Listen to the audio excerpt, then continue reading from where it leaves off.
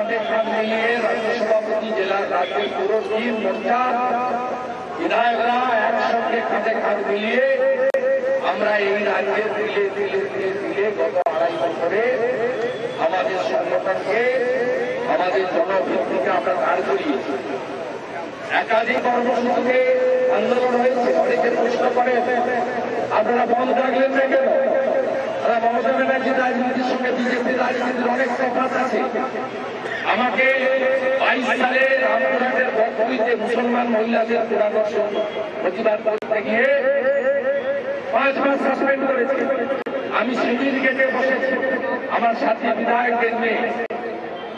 23 সালে রেশন দুর্নীতির বিরুদ্ধে চোর মমতা বলার জন্য আমাকে 1 মাস সাসপেন্ড করে রাখা হয়েছে। এখনো আমি সহ অগ্নিমিত্রা পাল, শঙ্কর ঘোষ, বীর গোস্বামী সহ আমাদের আয়তন ঘোষ পাঁচ বিধায়ককে 1 মাসের সাসপেনশন করা রাখা হয়েছে।